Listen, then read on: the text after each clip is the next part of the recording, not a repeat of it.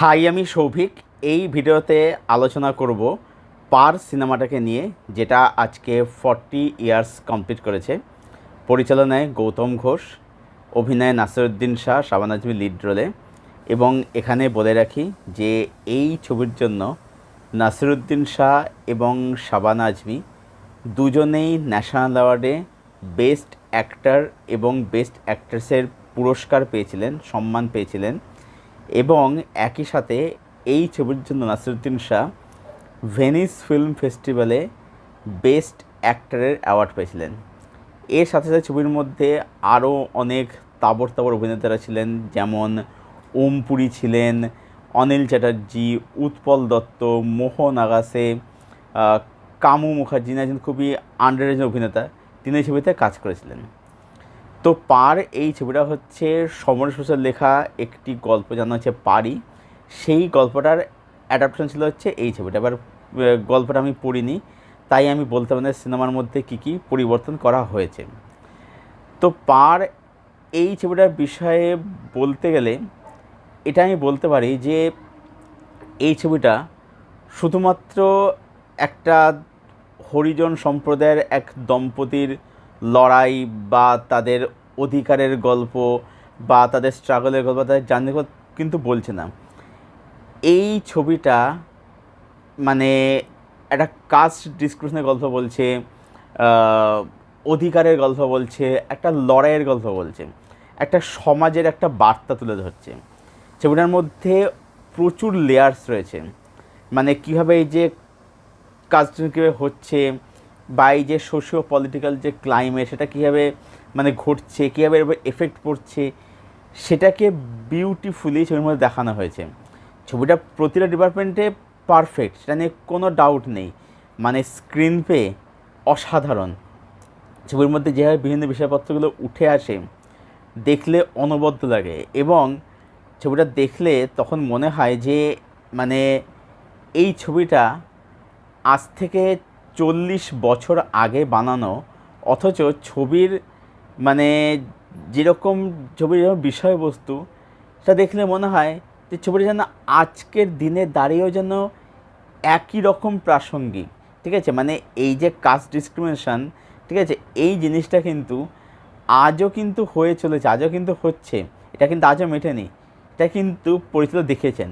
মানে এখানেই বোঝা যায় যে এই সব পরিচালকদের মানে ভিশন বা এদের দূরদৃষ্টিটা কতটা প্রখর ছিল, যে এমন একটা কাজ বানিয়েছে যে কাজটা মানে প্রাসঙ্গিকতা আজকের দাঁড়িয়েও মানে একই রকম কাজটা রিলিভেন্ট রয়েছে।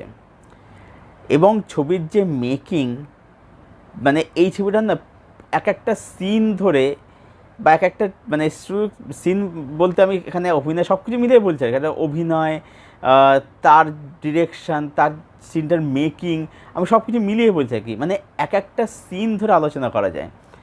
আমি গতকালকে নয়ন রহস্য দেখে এসেছি, ভিডিওটা আজকেই আপলোড করেছি। গতকাল আপলোড করতে পারিনি ইন্টারনেটে কিছু সমস্যার কারণে।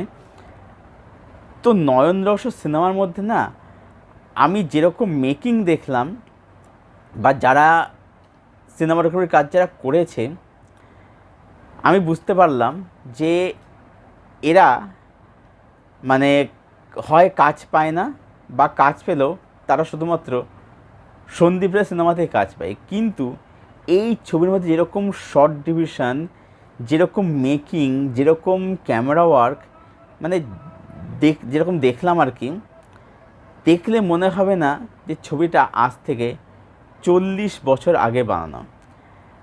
এই ছবির মধ্যে সব থেকে যেটা আইকনিক দৃশ্য, সেটা হচ্ছে যে ওই শুয়োর নিয়ে গঙ্গা পার হওয়ার দৃশ্যটা, যেটা একটা অসাধারণ দৃশ্য।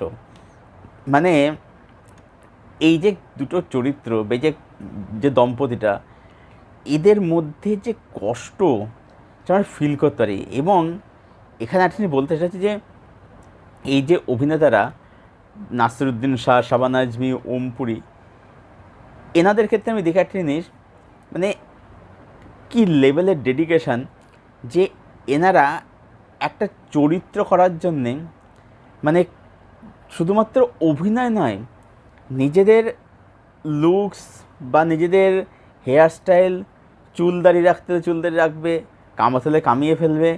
মানে এদের ডেডিকেশান মানে দেখবার মতো, মানে এরা যেন সেই ক্যারেক্টারটাই হয়ে ওঠে। এবং এখানে না দুজনে যে অভিনয়টা করে সেটা শুধুমাত্র যে ফেসিয়াল এক্সপ্রেশন দিয়ে অভিনয় করছে তা নয়, এরা অভিনয় করছে পুরো শরীর দিয়ে, বডি দিয়েও অ্যাক্টিং করছে, মানে যেটা দেখতে অনবদ্য লাগে। আচ্ছা, এখানে একটা কথা বলি, সেটা হচ্ছে যে এই ছবির মধ্যে একটা বিজিএম ইউজ করা হয়েছে, যেখান থেকে পরবর্তী একটা গান কম্পোজ করে, যেটা গেয়েছেন লোপামুদ্রা মিত্র। নাম হচ্ছে, গানটা হচ্ছে ছাতা ধরো হয়ে দেওরা।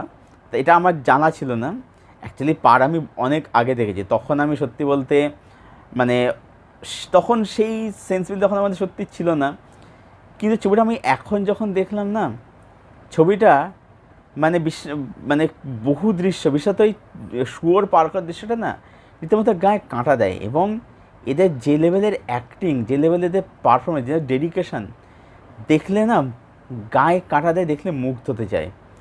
কি লেভেলের অভিনয় সমস্ত ডিপার্টমেন্টে, গল্প থেকে শুরু করে এর চিত্রনাট্য বা যেরকম বিষয়বস্তু নিয়ে ছবির মধ্যে কথা বলা হচ্ছে, কমেন্ট রাখা হচ্ছে, প্রত্যেকের পারফরম্যান্স, তার মেকিং, সিনেমাটোগ্রাফি, ক্যামেরা ওয়ার্ক, প্রতিটা ডিপার্টমেন্টে মানে পার হচ্ছে একটা অসামান্য, একটা অসাধারণ সিনেমা।